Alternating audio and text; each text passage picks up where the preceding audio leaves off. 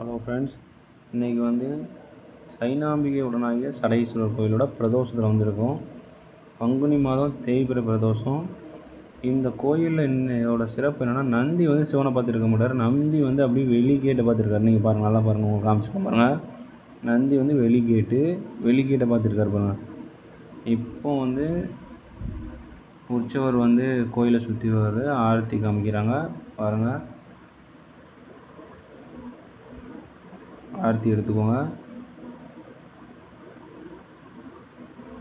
கோயிலோட முகப்பு தோற்றத்தை உங்களுக்கு காமிக்கிறேன் பாருங்கள். இப்போ கோயிலோட முகப்பு தோற்றம் பார்த்தீங்கன்னா, ஸ்ரீ சைனாம்பிகை உடனாகிய சடையீஸ்வரர் கோயில் எங்கே இருக்குதுன்னு பார்த்தீங்கன்னா, லொக்கேஷன் வந்து வல்லம், உரகடம் பக்கத்துலேருந்து வல்லம், ஸ்ரீபெரும்புதூர்லேருந்து ஒரு 12 கிலோமீட்டர் வரும் ஃப்ரெண்ட்ஸ்.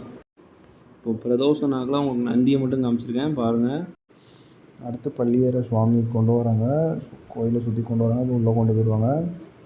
இந்த கோயிலோட அடுத்த நிகழ்வு ஏப்ரல் 11 பங்குனி உத்திரம் மாலை 6 மணிக்கு திருக்கல்யாணம் நடைபெறும். எல்லோரும் வந்து கலந்துக்கோங்க.